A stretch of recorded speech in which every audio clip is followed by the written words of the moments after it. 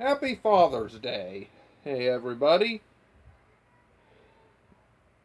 And for the occasion, I've gotten all dressed up. This jersey used to belong to my grandpa, who sadly passed away about 2 years ago. I miss him dearly, and I felt that given the day it is, I should honor him. I also put on a little Lockheed pin and put up a Ben Grimm for my own, for my dad. See, before I get into today's subject, I owe my love of comics to two people. People. Well, that and a lot of superhero shows as I was a kid. Well, yeah, from Spider-Man the animated series to the X-Men cartoon. I wasn't particularly attached to that. To the giant deluge of original superhero shows that came out from late elementary to middle school. Danny Phantom, Ben 10, My Life as a Teenage Robot, El Tigre, all great. But I'm getting off topic. The point is, when I was younger, my dad gave me some of my first comics. Granted, I was like in high school, but it was still some of the first ones I owned that were older, and they were the Fantastic Four. One of his favorite teams and runs, hence this Ben Grimm over here. That Ben Grimm's one of my favorite superheroes, but that's unrelated. But he probably wouldn't be if it weren't for Dad. Same with my love for the X-Men. I love you, Dad. And if you ever see this, I doubt you ever will, I'm proud of you. We may not always agree on everything, especially Trump. Trump, goddamn. But I love you. Now that's out of the way. Let's talk about a comic that entirely shits on the idea of fatherhood and a great character. Daredevil. Father. This one. I got Comixology Unlimited. I mentioned it last video, but it's a service. And while it did remove a comic I truly love, Scarlet Spider, for no discernible reason, seriously, didn't remove anything else. Why? I don't get you, Comixology Unlimited. Still appreciate you, though. For $7 a month, I'm getting a ton of comics content. Relatively cheap. Actually, I think it's 6, but semantics. The point is, for what I'd pay for a collection every month or so, I'm getting tons of content. But while I've read a lot of good comics, including and gotten back into reviewing because of it, I've also read some garbage. And it's good I brought the spider thing up because it pisses me off that this was added. And not only did we not get like a good Daredevil story, or an interesting one, the early ones, to add to the Daredevil ones already on there. Another volume of Frank Miller Bendis' run. And I have complicated thoughts on Brian Michael Bendis. Yes, but that's a story for another time. Mark Waid's run, all sorts of good stuff. So why in the fuck did you add this? Because Father's Day is coming up. Because you could have added, more Fantastic Four. Oh, just God, I haven't even talked about the story's about. And spoilers, because I can't talk about just how god awful the series is without talking about who the killer is, since it's a murder mystery. It's hot time, summer in the city. Back of my neck getting dull and gritty, and Matt Murdock's having a very peaceful time in Crandall's kitchen. A bit too peaceful. However, a series of murders are going on, and our stalwart hero is on the case to entirely sidestep it and say, "It's not my problem."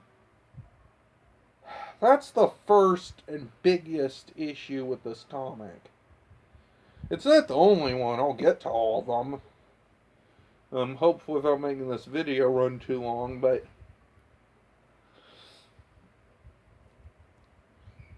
God damn this just Matt Murdock is not Peter Parker, aka Spider-Man. But you knew that already, so back on point. He doesn't rush off to every problem. He doesn't try and save the world in the same way. He doesn't have as a massive guilt complex. He still has one, but when one of your girlfriends stabbed and brought back evil, then got her mind back, but she's still a neutral assassin. And another got stabbed by the same guy, who's now made it his mission in life to try and stab anyone Daredevil cares about. Despite his main gimmick being sharp, pinpoint accuracy throwing, yeah, you can kind of see why he'd...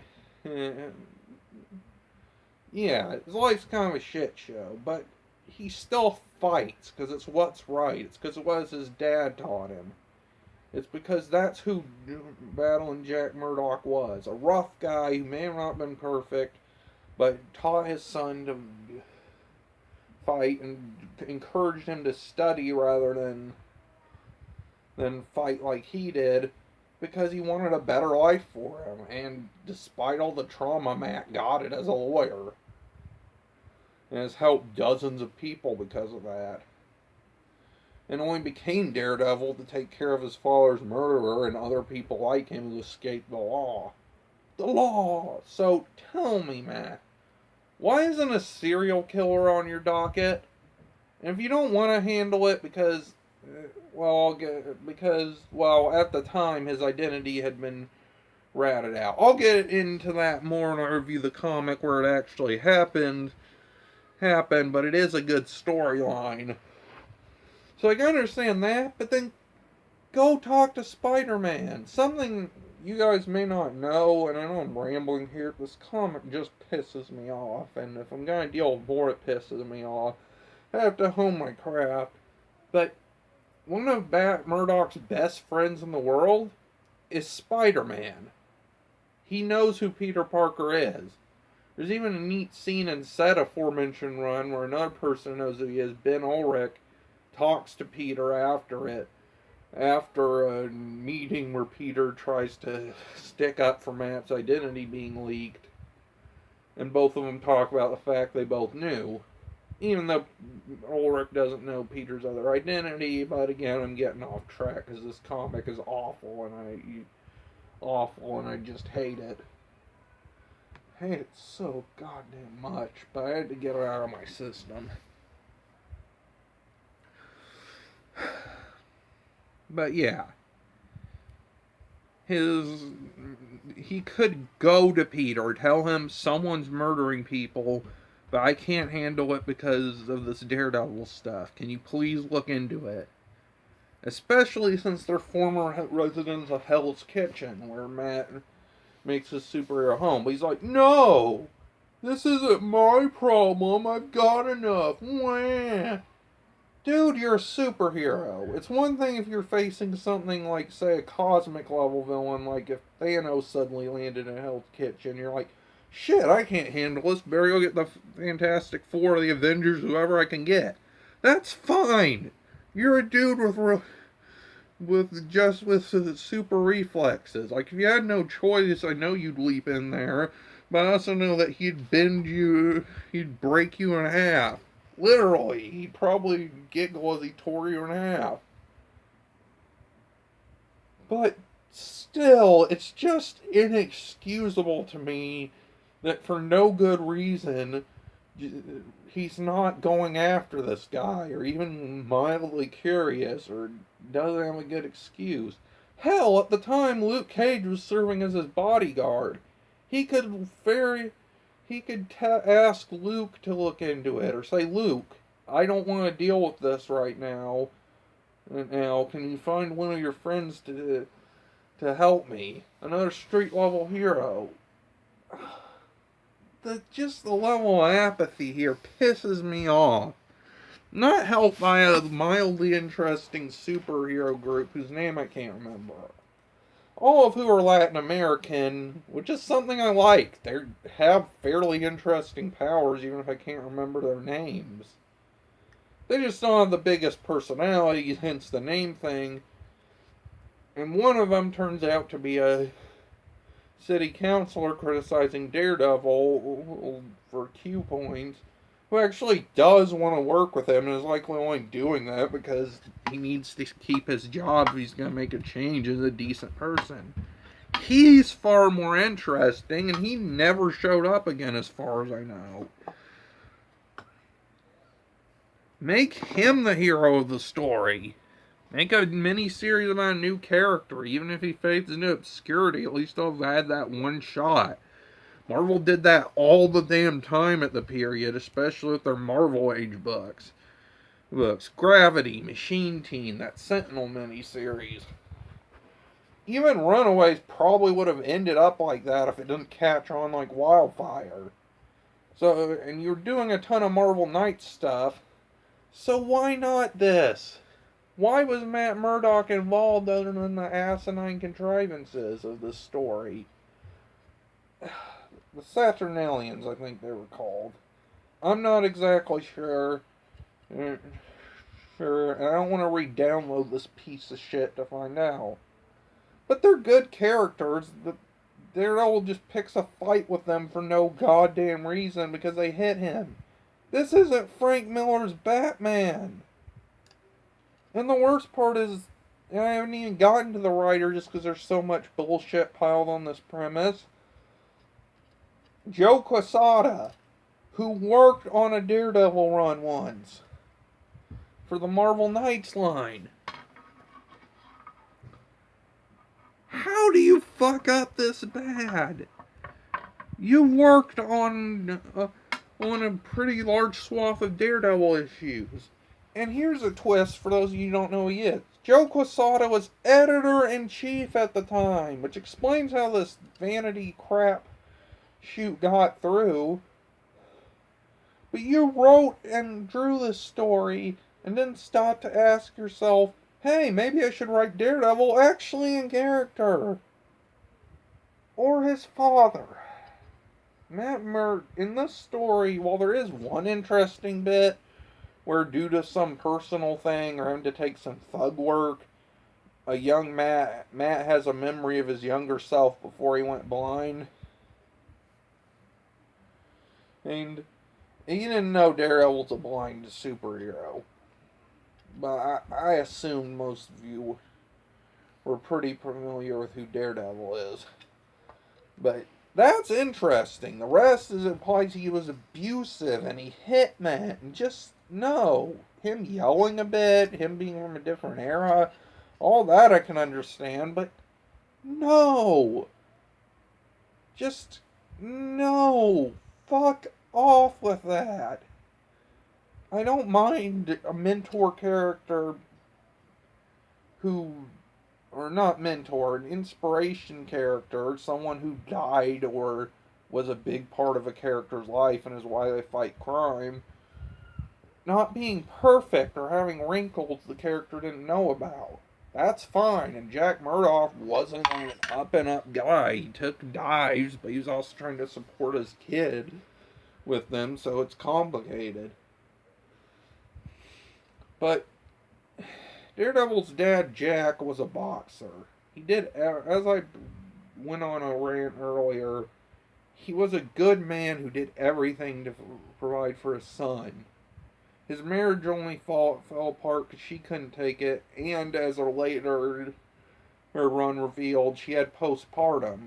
And he did hit her once, but it wasn't abuse. And before anyone starts storming in or just shutting this video off, what I mean is he was protecting his son from her because she had mental problems on top of the postpartum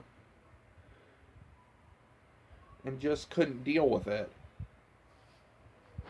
And she since became a nun, is a very good person, and Matt has found and was part of the wonderful Born Again storyline, and she and Matt have talked a few times.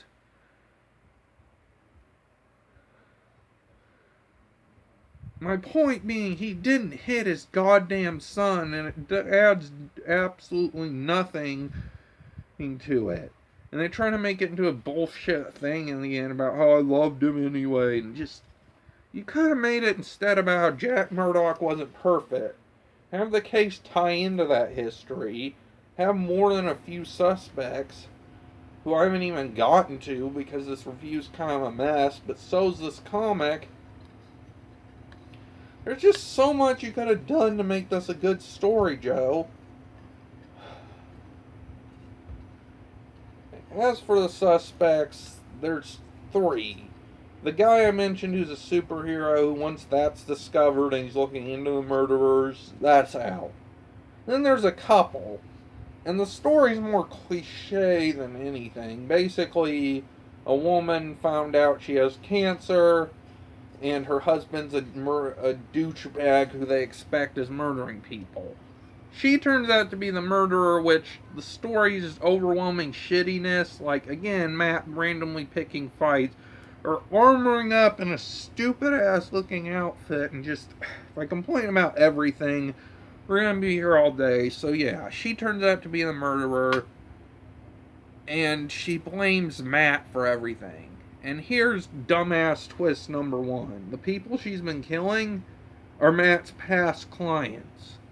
That isn't a bad twist. That it turns out the serial killer's victims were former Hell's Kitchen residents that Matt helped. And that something he did to this woman was someone. And it could have just been something as Daredevil, like he was too late. Late to save someone as shown in another story, or he just wasn't there in time. That would have been fine, and with him outed publicly, then that would have been interesting. Instead, she's mentally imbalanced because of the cancer, and her father beat her and was a resident of Hell's Kitchen. Now, for those of you who don't know Daredevil's origin story, he was a young kid who pushed someone out of the way of a speeding car that happened to be a chemical truck. He got his enhanced senses and his emo-ness from radioactivity, as you do. Guess who her father is? Guess who her father who raped her, because that's always a pleasant addition to a story that doesn't make it look exploitive and stupid, and when it's not actually part of the character or entirely necessary or is just there for shock value. No, it's perfectly fine. And that's the part that pisses me off. They make the guy who Matt saved, just a random person whose life he made better, into a drunken rapist. What the actual hell? Now that extreme close-up is done, that is why I had to review this. I'm going to wrap it up with this. But yeah, that is one of the worst twists in a comic book. I can ignore the story because it didn't have much large impact on anything, and it's just a side story, thank God. But my God, this is insulting. One, like, as was proven by Spider-Man 3 retconning Uncle Ben's killer to be Sandman, it's better when we don't know who did it. If they have a name, fine. We don't know the mugger that killed Uncle Ben. Well, we know the name Joe Chill, which is used in most adaptations, killed Batman's parents. We usually know not little about him. At worst, he's just kind of a small-time criminal thug. Just some random asshole who killed two rich people and who only didn't kill the kid because he had to run from the police. That's the same here. It's better if he was just some kindly old man, or Stan the Man, as the as the 2003 movie had it. Instead of this. Christ, Marvel. What were you thinking when your editor-in-chief do this? Joe, what were you No. Just being a drunk rapist. Which made Matt sacrifice, which I don't mind if the twist had been that he was a criminal. Or that he had been abusive. Or that just, like, there was some minor thing.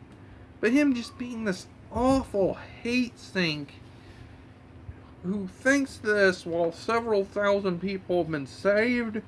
A young girl's life was ruined. Matt was blinded. And just so much happened because of this. It just works better when we either don't know the guy or just think of him as a decent person. And in this case, instead, it's just an awful retcon that has no purpose, that's been thoroughly ignored since, and that fucks up one of the best superhero origins. It's simple, and the radioactive part is kind of stupid nowadays, but it works. Matt Murdock lost his sight because because as a kid he did a brave act. He got his powers because he was brave, because he did something noble, but at the cost of ever seeing again. His father died because he refused to go down while his son was there, and refused to lose a match, and his integrity, even though it ended up costing him his life. Matt put on the costume because of this. These are two characters you do not fuck with. I don't have the biggest connection to the guy who made Daredevil, but don't retcon something like this, something like a hero's origin, something that's key to them, unless you have a damn good idea. I do not recommend Daredevil Father in any way, shape, or form. This twist was moronic. The story was nonsensical, and the one saving grace was that Joe Quesada is a good artist and does draw Daredevil in his cast well. But you can go read Kevin Smith's run for that. I'm not the biggest fan of what little I've read of it, but it still looks great. It has a decent story, at least, instead of this garbage.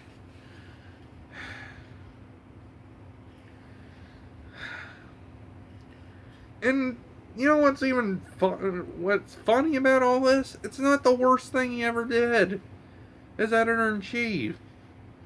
No, really. He's the guy who decided, well, since Gwen Stacy isn't around, I'm gonna break up Spider-Man's marriage because he's getting too old, even though he has to be at least 30 at this point. Yeah, he's that guy. Well, J. Michael Straczynski wrote part of the story. The idea and the new status quo it reserved after was Joe Quesada's. And I wanted to give him the benefit of the doubt going into this. I wanted to give him a chance. He blew it. Well, he did once do an act I truly consider admirable, i.e. when big, giant piece of crap Rob Liefeld decided that to say that because his character's Shatterstar had been made on pansexual, he's like, I can't wait to undo this. The one good thing Joe Quesada did, go on Twitter and say, as long as I'm editor-in-chief, that isn't happening. He did one thing. Well, two. He also got Marvel out of bankruptcy. Doesn't make a... But that's the thing. You can do all the good shit you want. You deserve credit for it, but it doesn't make up for your fuck-ups. And while this is a minor fuck-up, it's just an awful blight of one that just needs to be forgotten. And isn't worth a read. Stay away from this and go spend some time with your dad. I'm Jacob Mangley. And that's my opinion. Like and subscribe if you want. Please share this video if you don't do either of those. Check out my sister channels, Blazing Talon Games, Titan O'Ken, and a brand new channel I'm a part of, Sturf Gaming, where we cover Pokemon and Nintendo content. Really good. And we got some pack openings, and one coming up as a giveaway in it where you can win a Japanese 20th anniversary pack. So keep an eye out for that, and I'll see you next when I see you.